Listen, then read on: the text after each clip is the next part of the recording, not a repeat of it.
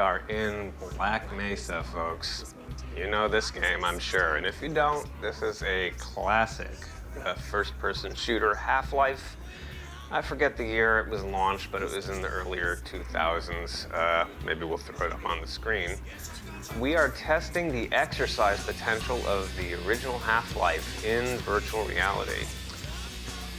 This, I think, before we get into the exercise stuff, those of us who are sort of like early adopters of virtual reality, this is sort of what the long-term hope is, that games, the classic games that you sort of grew up with and love, will find their way into VR, either in this format where they're sort of old school looking, or remakes, that type of thing.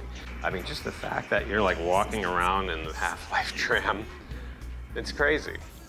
But anyway, so I've been testing certain games for their exercise potential. Hey guys, how you doing? Oh, that dude. Is that him? The mystery man? Good morning. Yeah, I know. I'm testing your game for exercise this morning. Okay, here we are. All right, so I gotta get some hazard suit, and so anyway, this will give me an opportunity to talk about what I'm actually doing here. If you didn't see my No Man's Sky video, I've started to test some games' potential for, getting a reasonably good workout, as opposed to just say like low impact, right? And the idea is to see if you can really get meaningful exercise. Now, just by nature of adding weights to yourself and standing upright, you automatically sort of are getting a little bit of sort of low impact strength training, especially if you're sort of more sedentary in your life. Do I have to do anything, or can I just go up to it?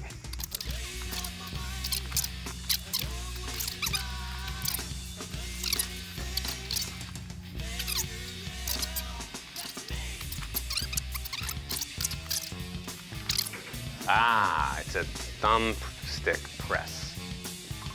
Okay. Sweet.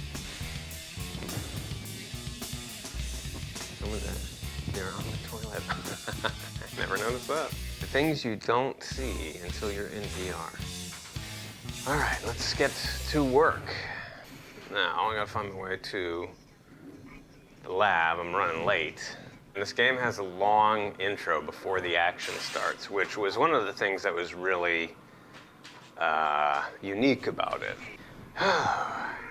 Well, for what it's worth, the thing about kind of putting on weight when you play a VR game is just by default you get this, as I was saying earlier, this kind of low impact workout. So let me put my arms up as I get ready for the action. Jesus, that's not very reassuring.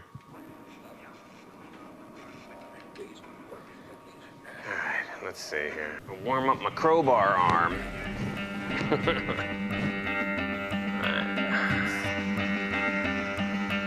Oh, great.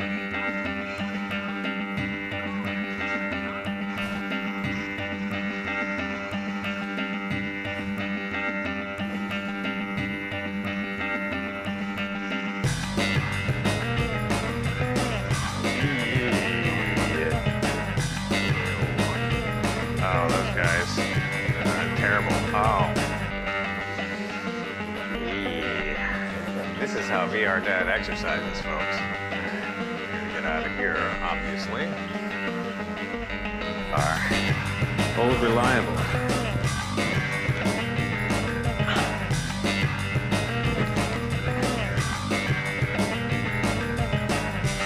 You done? Oh, crap. I gotta figure out. Can I dual wield? How do I cycle weapons? Because obviously I want to get that more intense workout with the crowbar. All right, we'll have to play with this for a little bit. Whew. So like I was saying, one thing I've learned recently with Fallout is that if you favor melee weapon and pantomime some of the in-game movements your character's doing, like you can get a lot of squats in Fallout.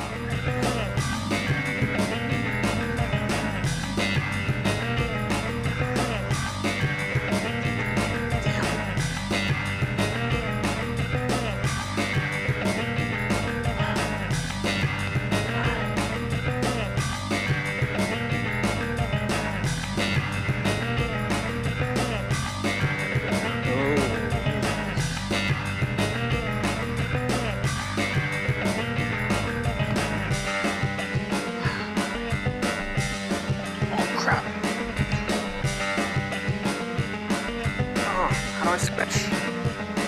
Come on. God damn it.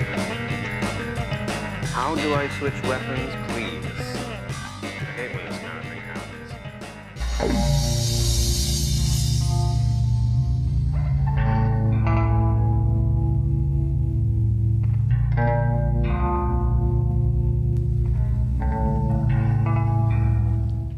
Obviously, playing Half-Life, before you get to any real exertion exercise, you have to get through the very long intro. So, what I would recommend if you're considering this game as a possible video game workout, you get through the intro first. Don't even like plan to exercise. I should have done that myself. Then, when the action kicks in, you can begin to get a real workout.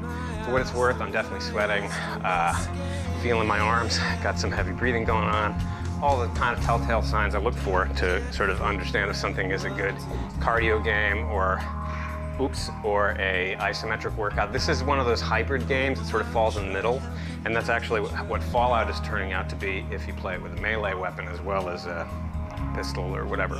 So anyway, that's Half-Life. I will continue to report back on the game as a exercise solution.